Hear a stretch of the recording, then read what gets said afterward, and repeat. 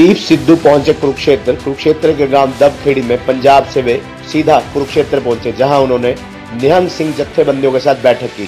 पंजाब सरकार द्वारा दीप सिद्धू पर केस दर्ज किए जाने के बारे में जब उनसे सवाल पूछा गया तो उन्होंने कहा कि कोविड-19 प्रोटोकॉल का आज ही उन्हें पता चला है। उनके ऊपर पर्चा दर्ज किया गया है। वह इमरजेंसी में लोगों को ऑक्सीजन का सिलेंडर बांट रहे हैं और कोरोना की महामारी से लोगों को बचा रहे हैं।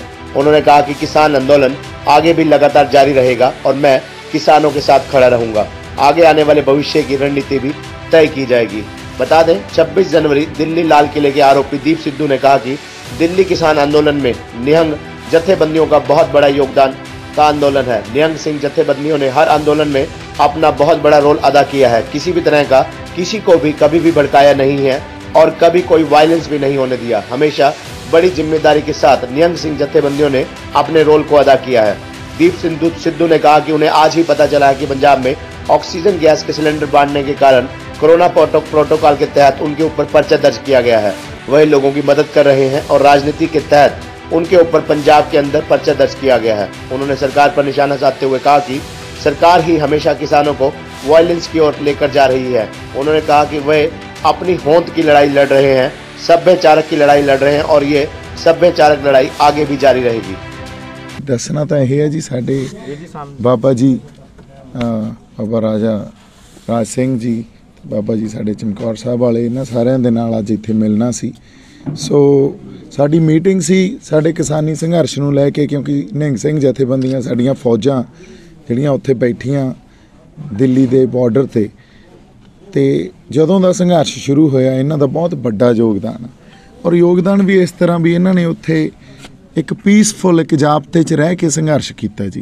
कदे कोई सिचुएशन किते विगड़ती होवे तो निहंग सिंह जथेबंदियां ने साडियां ने बड़ी जिम्मेवारी नाल आपदा एक जिहड़ा रोल अदा किया भी किसी उत्थे किसी तरह की कोई भड़काहट या कोई वायलेंस ही नहीं होण दित्ती। सो बड़ा जिम्मेवारी वाला रोल अदा किया। इस करके अज असीं मिल भी जो मौजूदा रूपरेखा संघर्ष की वो किवें आ ਤੇ ਗਾਂ ਆਉਣ ਵਾਲੇ ਸਮੇਂ 'ਚ ਕੀ ਕਰਨਾ ਚਾਹੀਦਾ, ਇਸ ਵਿਸ਼ੇ ਤੇ ਡਿਸਕਸ ਕਰਨ ਵਾਸਤੇ ਅਸੀਂ ਇੱਥੇ ਇਕੱਠੇ ਹੋਏ ਹਾਂ। ਇਕੱਠੇ ਹੋ ਕੇ ਸਿਰ ਜੋੜ ਕੇ ਵਿਚਾਰ ਕਰਾਂਗੇ, ਗੱਲਾਂ ਬਾਤਾਂ ਨੂੰ ਸਮਝਾਂਗੇ, ਪੁਰਾਣੀਆਂ ਜਿਹੜੀਆਂ ਗੱਲਾਂ ਹੋਈਆਂ ਜਾਂ ਵਰਤਾਰੇ ਵਾਪਰੇ ਆ ਉਹਦਾ ਵੀ ਅਧਿਐਨ ਕਰਾਂਗੇ।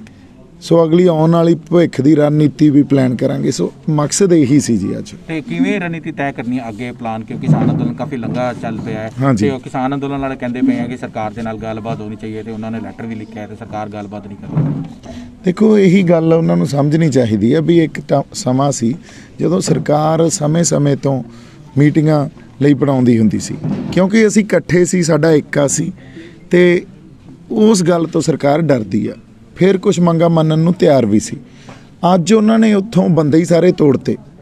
समय तो बयान तुसीं वेख लो, संयुक्त किसान मोर्चे की स्टेज तो आते रहे, उत्थों सानू गद्दारी के सर्टिफिकेट भी वंडे गए, उत्थों ये भी बयान आते रहे भी निहंग सिंह जथेबंदियां ਜਿਹੜੀਆਂ ਹੁਣ ਉਹ ਵਾਪਸ ਚਲੇ ਜਾਣਾ ਸੀ, ਬੁਲਾ ਲਾਂਗੇ ਜਦੋਂ ਜ਼ਰੂਰਤ ਹੋਈ। ਵੀ ਜ਼ਰੂਰਤ ਵਾਲੀ ਕੀ ਗੱਲ ਆ, ਇੱਥੇ ਅਸੀਂ ਕਹਿ ਰਹੇ ਹਾਂ ਵੀ ਬੰਦੇ ਆਓ ਜੀ, ਸਾਡੇ ਨਾਲ ਬੈਠੋ, ਅਸੀਂ ਲਾਮਬੰਦ ਹੋ ਕੇ ਸਰਕਾਰ ਤੱਕ ਆਪਦੀ ਆਵਾਜ਼ ਪਹੁੰਚਾਈਏ ਵੀ ਇਹ ਜਿਹੜੇ 3 ਨਵੇਂ ਕ੍ਰਿਸ਼ੀ ਕਾਨੂੰਨ ਬਣੇ ਆ ਇਹ ਰੱਦ ਹੋਣੇ ਚਾਹੀਦੇ ਆ। ਸੋ ਉਹਦੇ 'ਚ ਤਾਂ ਇੱਕ ਹੀ ਜ਼ਰੂਰੀ ਹੈ ਨਾ, ਲੋਕਾਂ ਦੀ ਆਵਾਜ਼ ਤਾਂ ਜਿਹੜਾ ਮਖਲੂਕ ਆ ਉਹ ਤਾਂ ਇੱਕੇ 'ਚੋਂ ਹੀ ਆਊਗੀ। ਸੋ ਜਦੋਂ ਤੁਸੀਂ ਆਪ ਹੀ ਬੰਦੇ ਤੋੜ ਲਓਗੇ ਸੋ ਹੌਲੀ ਤੁਹਾਡਾ ਜਿਹੜਾ ਸਰਕਾਰ 'ਤੇ ਪ੍ਰੈਸ਼ਰ ਆ ਉਹਨੇ ਘਟ ਜਾਣਾ, ਫਿਰ ਤੁਹਾਨੂੰ ਚਿੱਠੀਆਂ ਹੀ ਲਿਖਣੀਆਂ ਪੈਣੀਆਂ। ਸੋ ਚਿੱਠੀ ਲਿਖਣ ਦਾ ਇੱਕ ਚਲੋ ਡਾਇਲੋਗ ਸਟਾਰਟ ਕਰਨਾ ਇਨੀਸ਼ੀਏਟਿਵ ਤਾਂ ਉਹ ਤਾਂ ਸਰਕਾਰ ਨੂੰ ਤੇ ਸਾਨੂੰ ਵੀ ਪਤਾ, ਬਿਆਨ ਵੀ ਦਿੱਤਾ ਜਾ ਸਕਦਾ ਦੈਟ ਅਸੀਂ ਡਾਇਲੋਗ ਤੋਂ ਨਹੀਂ ਭੱਜ ਰਹੇ, ਪਰ ਕਿੱਥੇ ਇਹ ਗੱਲ ਕਰਨੀ ਵੀ ਆਓ ਸਾਨੂੰ ਮੀਟਿੰਗ ਦਿਓ, ਸਾਡੇ ਨਾਲ ਗੱਲਬਾਤ ਕਰੋ, ਉਹ ਫਿਰ ਥੋੜ੍ਹੀ ਜਿਹੀ ਢਹਿੰਦੀ ਕਲਾ ਦਾ ਪ੍ਰਤੀਕ ਆ। ਅਦਰਵਾਈਜ਼ ਇੱਕ ਪ੍ਰੈਸ ਕਾਨਫਰੰਸ 'ਚ ਗੱਲ ਹੀ ਕਰਨੀ ਆ that we are ready to sit across the table. ਅਸੀਂ ਡਾਇਲੋਗ ਤੋਂ ਕਦੇ ਵੀ ਨਹੀਂ ਭੱਜੇ ਤੇ ਭੱਜਣਾ ਵੀ ਨਹੀਂ ਚਾਹੀਦਾ, ਕਿਉਂਕਿ ਕਿਸੇ ਵੀ ਐਜੀਟੇਸ਼ਨ 'ਚ ਇੱਕ ਟੇਬਲ ਟਾਕ ਬਹੁਤ ਮਾਇਨੇ ਰੱਖਦੀ ਹੈ ਗੱਲ। ਸੋ ਸਾਡਾ ਇਹ ਮੋਰਚਾ ਜਿਹੜਾ ਅਸੀਂ ਵੱਢਿਆ ਉਹਨੇ ਮੁੱਕਣਾ ਤਾਂ ਟੇਬਲ ਟਾਕ 'ਤੇ ਹੀ ਜਾ ਕੇ ਹੈ ਨਾ। ਤੇ ਦੀਪ ਸਿੱਧੂ ਜਿਵੇਂ ਪੂਰਾ ਨਾਂ ਹੈ, ਦੇਸ਼ ਤੇ ਦੁਨੀਆ ਜਾਣਦੀ ਦੀਪ ਸਿੱਧੂ ਨੂੰ, ਪੰਜਾਬ ਗੌਰਮੈਂਟ ਕਹਿੰਦੀ ਹੈ ਤੁਸੀਂ ਵਾਇਲੈਂਸ ਕੀਤਾ ਹੈ ਕੋਵਿਡ ਦਾ, ਤੇ ਉਹਦੇ ਵਾਸਤੇ ਕੀ ਕਹੋਗੇ ਤੁਸੀਂ? देखो जी, गल आए आ भी वो तो हुण जिहड़ा वायलेट किया कोविड के जिहड़े प्रोटोकॉल आ या रूल्स एंड रेगूलेशनस इस वेले आ, ਉਹ ਅੱਜ ਹੀ ਮੈਨੂੰ ਪਤਾ ਲੱਗਿਆ ਵੀ ਪਰਚਾ ਦਰਜ ਹੋ ਗਿਆ ਹੈ ਨਾ। ਪਰ ਆਪਾਂ ਉੱਥੇ ਆਕਸੀਜਨ ਸਿਲੰਡਰ ਵੀ ਵੰਡੇ, ਉੱਥੇ ਇਹ ਗੱਲ ਵੀ ਕਹੀ ਵੀ ਅਸੀਂ ਇੱਕ ਸੋਸ਼ਲ ਡਿਸਟੈਂਸਿੰਗ ਨੂੰ ਮੇਨਟੇਨ ਕਰਕੇ ਰੱਖੀਏ, ਜਾਂ ਜਿਹੜੀਆਂ ਵੀ ਹਦਾਇਤਾਂ ਦਿੱਤੀਆਂ ਹੋਈਆਂ ਇਸ ਟਾਈਮ ਪ੍ਰਸ਼ਾਸਨ ਨੇ ਉਹਨੂੰ ਮੇਨਟੇਨ ਕਰੀਏ। ਔਰ ਨਾਲ ਦੀ ਨਾਲ ਇਹ ਵੀ ਗੱਲ ਕਹੀ ਵੀ ਇੱਕ ਪਾਸੇ ਸਾਡਾ ਸੰਘਰਸ਼ ਆ, ਇੱਕ ਹੱਥ ਨਾਲ ਅਸੀਂ ਸੰਘਰਸ਼ ਲੜਨਾ, ਦੂਜੇ ਹੱਥ ਨਾਲ ਅਸੀਂ ਮਹਾਮਾਰੀ ਨਾਲ ਵੀ ਲੜਨਾ। ਸੋ ਆਕਸੀਜਨ ਸਿਲੰਡਰ ਦੇਣ ਦਾ ਮਕਸਦ ਹੀ ਇਹ ਸੀ ਵੀ ਕੱਲ੍ਹ ਨੂੰ ਕਿਤੇ ਐਮਰਜੈਂਸੀ 'ਚ, ਕਿਉਂਕਿ ਪੂਰੇ ਦੇਸ਼ 'ਚ ਹੁਣ ਆਕਸੀਜਨ ਨਹੀਂ ਮਿਲ ਰਹੀ, ਜ਼ਰੂਰਤ ਪਵੇ ਤਾਂ ਸਾਡੇ ਕੋਲੇ ਤਿਆਰ ਪਈ ਆ, ਉਹ ਵੀ ਗੁਰੂ ਘਰ 'ਚ। ਸੋ ਇਸ ਕਰਕੇ ਤੁਸੀਂ ਦੇਖੋ, ਤੁਸੀਂ ਓਵਰਆਲ ਜਿਹੜੀ ਇੱਕ ਸਿਚੁਏਸ਼ਨ ਨੂੰ ਜੇ ਅਸੈਸ ਕਰੋਗੇ ਤਾਂ ਤੁਹਾਨੂੰ ਉਹ ਵਾਇਲੇਸ਼ਨ ਦੀ ਜਗ੍ਹਾ ਤੁਹਾਨੂੰ ਇਹ ਦਿਖੂਗੀ ਵੀ ਆਪਾਂ ਉਸ ਸਿਚੁਏਸ਼ਨ ਨੂੰ ਕਿਵੇਂ ਹੈਂਡਲ ਕਰ ਰਹੇ ਹਾਂ ਅਤੇ ਉੱਥੇ ਹੈਲਪ ਕਿਵੇਂ ਕਰ ਰਹੇ ਹਾਂ। ਪਰ ਇਹ ਵੀ ਮੈਨੂੰ ਲੱਗਦਾ ਪੋਲੀਟੀਕਲ ਮੂਵਸ ਹੁੰਦੇ ਆ ਵੀ ਜੇ ਤੁਸੀਂ ਪਿੰਡਾਂ ਪਿੰਡੀ ਜਾ ਰਹੇ ਸੀ, ਲੋਕਾਂ ਨੂੰ ਮਿਲ ਰਹੇ ਸੀ, ਲੋਕਾਂ ਤੱਕ ਆਪਦਾ ਸੁਨੇਹਾ ਲੈ ਕੇ ਜਾ ਰਹੇ ਸੀ, ਉਸ ਚੀਜ਼ ਨੂੰ ਠੱਲ ਪਾਉਣ ਵਾਸਤੇ ਵੀ ਚਲੋ ਇਹਦੇ 'ਤੇ ਪਰਚਾ ਕਰ ਦਿਓ। ਲਾਸਟ ਸਵਾਲ ਮੇਰਾ ਇਹ ਹੈ ਕਿ ਸਭ ਤੋਂ ਪਿਆਰੀ ਫੌਜ ਹੈ ਗੁਰੂ ਗੋਬਿੰਦ ਸਿੰਘ ਦੀ ਨਿਹੰਗ ਜਥੇਬੰਦੀ, ਨਿਹੰਗ ਫੌਜ, ਤੇ ਤੁਹਾਨੂੰ ਨਹੀਂ ਲੱਗਦਾ ਜਿਹੜਾ ਅੰਦੋਲਨ ਹੈ ਉਹ ਖਤਮ ਹੋਣਾ ਚਾਹੀਦਾ ਹੈ? ਅੰਦੋਲਨ ਵੱਧਦਾ ਜਾ ਰਿਹਾ ਹੈ, 6 ਮਹੀਨੇ ਤੋਂ ਉੱਪਰ ਹੋ ਗਿਆ ਹੈ, ਕਾਫੀ ਕਿਸਾਨ ਹੈ ਜਿਹੜੇ ਉਹ ਦੇਸ਼ ਦੁਨੀਆ ਨੂੰ ਛੱਡ ਕੇ ਚਲੇ ਗਏ ਹੈ। ਸਰਕਾਰ ਕਹਿੰਦੀ ਸੀ ਤੁਹਾਨੂੰ, ਜਾਂ ਕਿਸਾਨ ਜਿਹੜੇ ਬੈਠੇ ਹੋਏ ਆ ਉਹਨਾਂ ਨੂੰ ਆਤੰਕਵਾਦੀ ਕਹਿੰਦੀ ਹੈ, ਟੈਰਰਿਸਟ ਕਹਿੰਦੀ ਹੈ। ਹੁਣ ਜਿਹੜਾ ਕੋਵਿਡ ਦੀ ਮਹਾਮਾਰੀ ਚੱਲ ਰਹੀ ਹੈ, ਅੰਦੋਲਨ ਖਤਮ ਹੋਣਾ ਚਾਹੀਦਾ ਹੈ, ਸਰਕਾਰ ਬਾਰ-ਬਾਰ ਕਹਿ ਰਹੀ ਹੈ ਕਿ ਇਹ ਮਹਾਮਾਰੀ ਚੱਲ ਰਹੀ ਹੈ। ਦੇਖੋ, ਮੈਂ ਉਹੀ ਤੁਹਾਨੂੰ ਗੱਲ ਦੱਸਦਾ, ਤੁਸੀਂ ਜਿਹੜਾ ਸਵਾਲ ਪੁੱਛਿਆ ਉਹਦੇ 3-4 ਪਾਰਟ ਬਣਾਤੇ ਵੀ ਸਭ ਤੋਂ ਪਿਆਰੀ ਹੈ ਤਾਂ ਜਿਹੜੀ ਖਾਲਸਾ ਫੌਜ ਆ ਉਹ ਤਾਂ ਹੈ ਹੀ ਲਾਡਲੀ ਫੌਜ ਹੈ ਨਾ। ਇਹਨਾਂ 'ਤੇ ਇਹਨਾਂ ਦਾ ਹੀ ਸਭ ਕੁਛ ਆ, ਸਾਰਾ ਪੰਜਾਬ ਵੀ ਇਹਨਾਂ ਦਾ, ਸਾਡੇ ਖੇਤ ਵੀ ਇਹਨਾਂ ਦੇ ਆ। ਸੋ ਇਹਨਾਂ ਨੇ ਹੀ ਸਾਨੂੰ ਸਰਦਾਰੀਆਂ ਬਖਸ਼ੀਆਂ, ਸਾਨੂੰ ਜ਼ਮੀਨਾਂ ਬਖਸ਼ੀਆਂ, ਸੋ ਸਭ ਕੁਛ ਇਹਨਾਂ ਦਾ ਹੀ ਆ। ਪਹਿਲਾਂ ਤਾਂ ਆਪਦੀ ਜ਼ਮੀਰ ਤੋਂ ਅੰਦਰੋਂ ਇਹ ਗੱਲ ਅਸੀਂ ਭੁਲਾ ਹੀ ਨਹੀਂ ਸਕਦੇ। ਸਾਡਾ ਕਲਚਰ, ਸਾਡਾ ਸੱਭਿਆਚਾਰ ਅਤੇ ਸਾਡੀਆਂ ਜਿਹੜੀਆਂ ਉੱਥੇ ਸਾਡੇ ਲੋਕ ਆ, ਇਹ ਗੱਲ ਸਾਡੇ ਧਿਆਨ 'ਚ ਅਤੇ ਜ਼ਿਹਨ 'ਚ ਹਮੇਸ਼ਾ ਰਹਿਣੀ ਚਾਹੀਦੀ ਆ। ਅਤੇ ਖਾਲਸਾ ਫੌਜ ਦੀ ਜਿਹੜੀ ਇੱਕ ਦਰਜਾ, ਉਸ ਦਰਜੇ ਨੂੰ, ਉਸ ਆਜ਼ਮਤ ਨੂੰ ਉਸੇ ਤਰ੍ਹਾਂ ਬਰਕਰਾਰ ਰੱਖਣਾ ਚਾਹੀਦਾ। ਦੂਜੀ ਗੱਲ ਜਿਹੜੀ ਆਪਾਂ ਕਰ ਰਹੇ ਹਾਂ ਵੀ ਇਸ ਟਾਈਮ ਮਹਾਮਾਰੀ ਚੱਲ ਰਹੀ ਹੈ, ਮਹਾਮਾਰੀ ਵੀ ਚੱਲ ਰਹੀ ਹੈ, ਨਾਲ ਸਾਡਾ ਅੰਦੋਲਨ ਵੀ ਚੱਲ ਰਿਹਾ। ਜੇ ਕਿਤੇ ਸਰਕਾਰ ਸੀਰੀਅਸ ਹੁੰਦੀ, ਸਰਕਾਰ ਕਹਿੰਦੀ ਹੈ ਨਾ ਵੀ ਅਸੀਂ ਲੋਕਾਂ ਦੀਆਂ ਜਾਨਾਂ ਬਚਾਉਣੀਆਂ, ਤਾਂ ਸਰਕਾਰ ਤਾਂ ਆਪ ਬੁਲਾਉਂਦੀ, ਮੋਦੀ ਸਰਕਾਰ ਆਪ ਬੁਲਾਉਂਦੀ ਵੀ ਬੈਠੋ ਯਾਰ, ਤੁਹਾਨੂੰ ਤੁਹਾਡੇ ਹੱਲ ਦਿੰਦੇ ਆ, ਇੱਥੇ ਤਾਂ ਮਹਾਮਾਰੀ ਚੱਲ ਰਹੀ ਆ, ਲੋਕ ਮਰ ਰਹੇ ਆ, ਅਸੀਂ ਨਹੀਂ ਚਾਹੁੰਦੇ ਸਾਡੇ ਕਿਸਾਨ ਮਰ ਜਾਣ। ਪਰ ਸਰਕਾਰ ਵੱਲੋਂ ਕੋਈ ਇਹੋ ਜਿਹੀ ਪਹਿਲ ਆਈ, ਉਹ ਤਾਂ ਫਿਰ ਗੱਲ ਇਹ ਆ ਵੀ ਉਹਨਾਂ ਦੀਆਂ ਤਾਂ ਗੱਲਾਂ ਕਹਿਣ ਦੀਆਂ ਹੀ ਹੁੰਦੀਆਂ, ਕਹਿਣ ਅਤੇ ਕਰਨ 'ਚ ਬੜਾ ਫਰਕ ਹੁੰਦਾ। ਇੰਟੈਂਸ਼ਨ ਕੁਛ ਹੋਰ ਆ, ਕਹਿਣਾ ਮੂੰਹ ਤੋਂ ਵੀ ਮਹਾਮਾਰੀ ਚੱਲ ਰਹੀ ਆ, ਧਿਆਨ ਰੱਖੋ। ਲੀਡਰਸ਼ਿਪ ਦਾ ਖਹਿੜਾ ਇੱਥੇ ਤਾਂ ਨਹੀਂ ਛੁੱਟਦਾ ਨਾ, ਲੀਡਰਸ਼ਿਪ ਨੂੰ ਤਾਂ ਕਰਕੇ ਦਿਖਾਉਣਾ ਪੈਂਦਾ। ਸੋ ਕਰਕੇ ਜਿਹੜੀ ਇੰਡੀਅਨ ਗਵਰਨਮੈਂਟ ਆ, BJP ਗਵਰਨਮੈਂਟ ਆ, ਉਹਨੇ ਦਿਖਾਇਆ ਕੀ ਆ ਲੋਕਾਂ ਨੂੰ? ਉਹ ਵਾਅਦੇ ਤੇ ਜੁਮਲਿਆਂ ਤੱਕ ਹੀ ਰੱਖਿਆ, ਉਹ ਕਦੇ ਪੂਰੇ ਨਹੀਂ ਹੋਏ। ਅੰਦੋਲਨ ਜਾਰੀ ਰਹੇਗਾ ਤੁਹਾਡਾ ਜਿਹੜਾ? ਬਾਈ ਜੀ, ਅੰਦੋਲਨ ਤਾਂ ਜਾਰੀ ਹੈ ਨਾ। ਅਸੀਂ ਉੱਥੇ ਕੋਵਿਡ ਦੀਆਂ ਜਿਹੜੇ ਪ੍ਰੋਟੋਕੋਲ ਆ ਉਹਨੂੰ ਵੀ ਫੋਲੋ ਕਰ ਰਹੇ ਹਾਂ, ਸੈਨੀਟਾਈਜੇਸ਼ਨ ਵੀ ਕਰ ਰਹੇ ਹਾਂ, ਆਕਸੀਜਨ ਦਾ ਵੀ ਉੱਥੇ ਅਸੀਂ ਇੰਤਜ਼ਾਮਾਤ ਕੀਤੇ ਹੋਏ ਆ, ਸਾਡੀ ਡਾਕਟਰਸ ਦੀ ਵੀ टीम उत्थे बैठी हुई है। सो ये सारा कुछ तो चल ही रहा है ना। मगर किसान कहते हैं, सरकार कह रही है कि दीप सिद्धू भड़काता है किसानों को, लोगों को भड़का रहा है, सरकार को भड़का। हाँ जी, सरकार ते किसान जिन्होंने ये गल कही ना, वो 26 जनवरी नूं कही। 2-2.25 महीनों च मैनूं कोर्ट ने बेल देती। तुसीं वो बेल ऑर्डर भी पढ़ो, ਉਹਦੇ 'ਚ कोर्ट ने भी ये गल कही हुई है भी कोई एविडेंस ही नहीं है। और लाल किला तो सारा पिरोया होया सी वीडियोज़ नाल, CCTV कैमरियाज़ नाल, है ना। उत्थे तक किसी परिंदा भी पर मारदा ਉਹਦੀ ਸਾਨੂੰ हरकत दिख जाती है भी किसी ने की कीता, है ना। राह च कैमरे ही कैमरे, अजकल तो सारिਆਂ ਦੇ हत्थां 'ਚ कैमरे आ। सो सानू हर बंदे ਦੀ हरकत दिख जाती है। कोर्ट ने रोल डिफाइन किया भी ना तो यह भड़काउण 'ਚ सी, ना ये किसी वायलेंस 'ਚ सी, ना ये हत्थ 'ਚ हथियार सी, ये तो उल्टा उत्थे लोकां नूं साਂਭਦਾ फिरदा सी। पर प्रोसिक्यूशन ने या पुलिस ने ये थ्रू एक एग्जाम्पल सैट कर रही है, क्योंकि यह एक नोन फेस आ, तो नोन फेस नूं फड़ के भी आ देखो ये बंदा उस टाइम मीडिया ने मैनू पेश किवें कीता गया, देश का सबसे बड़ा अपराधी। सोचो तुसीं यार, ਜਿਹੜਾ ਬੰਦਾ खुद कह रहा भी नहीं असी जाबते च असी पीसफुल हाँ, असी हिंसक नहीं हाँ, साडे मनां च हिंसा हो ही नहीं सकती, तो लाल किले दे विच खड़ के भी यही गल कही आ। उत्ते जाके लोगों दीयां मिन्नतां कीतियां भी बाई जी चलो हुण अकाल पुरख वाहिगुरू ने बहुत मेहर कीती है, थल्ले चल गए, आपां थल्ले चल गए। सो असी तां जाबता रखिया, उत्थे जाबता तोड़िया नहीं आ। ਅਸੀਂ ਇੱਕ ਸੈਂਸ ਆਫ ਰਿਸਪੌਂਸਿਬਿਲਿਟੀ ਨੂੰ ਸਮਝ ਕੇ ਇੱਕ ਪੀਸਫੁਲ ਅੰਦੋਲਨ ਨੂੰ ਰਿਪਰੈਜ਼ੈਂਟ ਕੀਤਾ, ਜਿਹੜਾ ਸਾਡਾ ਸੰਵਿਧਾਨਕ ਹੱਕ ਆ, ਫੰਡਾਮੈਂਟਲ ਰਾਈਟ ਆ ਸਾਡਾ। ਅੱਗੇ ਜਾਰੀ ਰਹੇਗਾ ਅੰਦੋਲਨ ਤੁਹਾਡਾ? पीसफुली जारी रहूगा जी। सीधे साहब एक छोटा सा हाँ जी।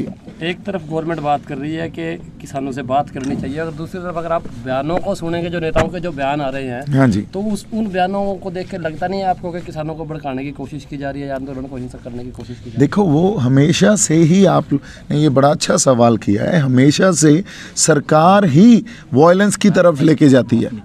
अगर आप लाल किले में जो कुछ हुआ उसके वीडियोस आपको दे दिए जाएं, क्योंकि मुझे इंटेरोगेशन में उन्होंने सारे वीडियोस दिखाए, तो पहला लाठी चार्ज जो हुआ वो पुलिस ने स्टार्ट किया था, और विदाउट एनी रीज़न, कोई रीज़न नहीं था, बस लोगों को बाहर निकालने के लिए, और लोग खुद ब खुद बाहर आ रहे थे।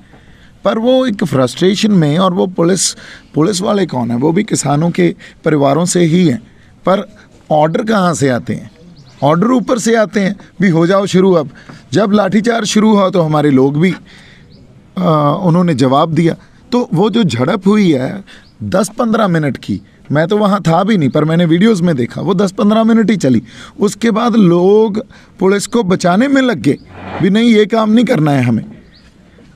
जब इसके बाद आपने वो देखा होगा, जो एक वीडियो दिखाई गई, जो हमारे पुलिस वाले हैं वो एक छलांग लगा रहे हैं, नीचे खाई में कूद रहे हैं, वो एक वीडियो दिखा के पूरे देश में एक ही वीडियो चला के इस आंदोलन को एक ठप्पा दिया गया, इसको टैग दिया गया भी ये हिंसक हो गया। हालांकि वो हिंसक नहीं था, वो 10-15 मिनट की बात थी, और वो जो आपस में किसी की मौत नहीं हुई, ये तो भगवान का शुक्र है, उस अकाल पुरख वाहिगुरु का शुक्र है किसी की मौत नहीं हुई।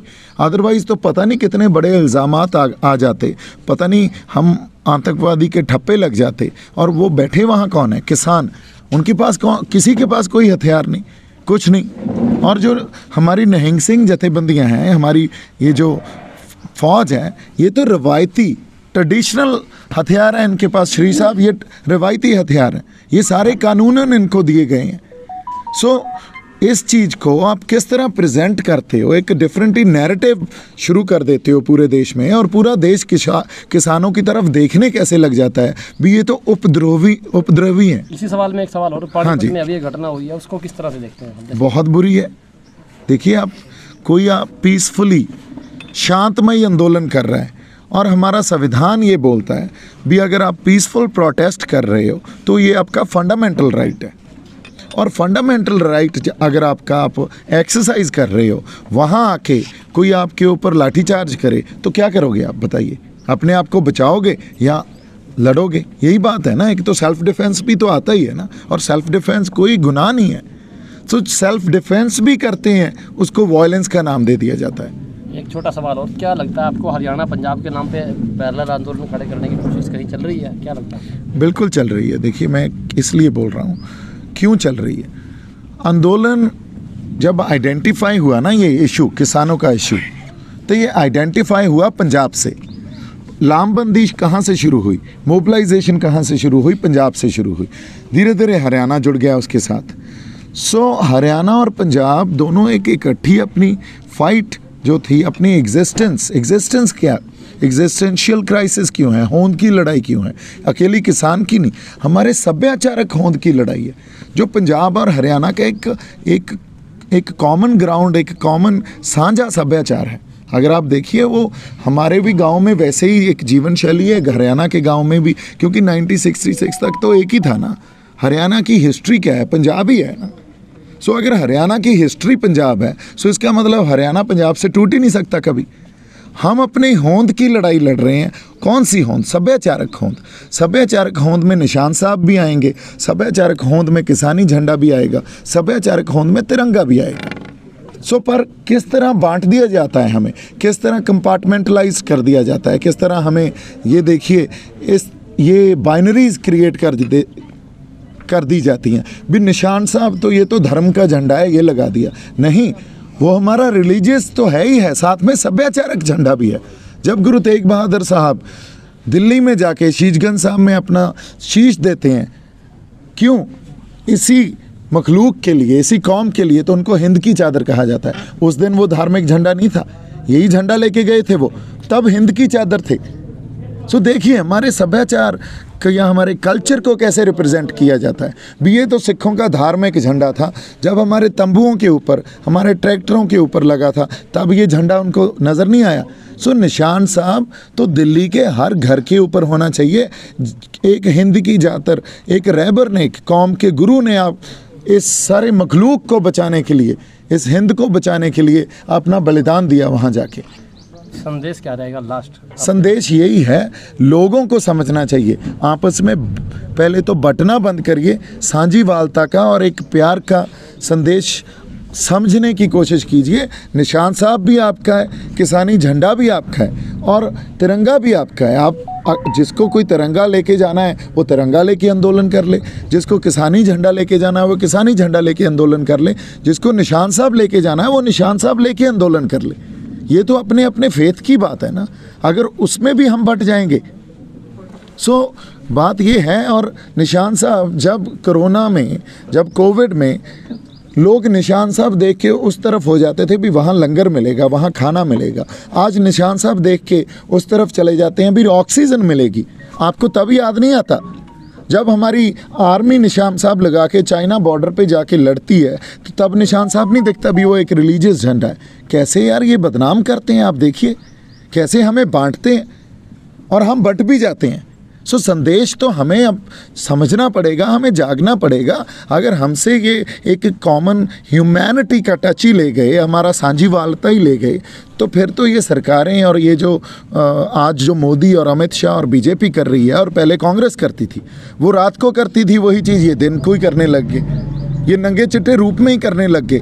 सो हमें समझ नहीं आएगा, हमें ये हमेशा से यूज़ करते रहेंगे, पॉलिसीज़ बनाते रहेंगे अपने अकॉर्डिंगली पार्लियामेंट में बैठ के, जो इनको फिट बैठती हैं, बड़ी बड़ी कंपनियों को फिट बैठती हैं।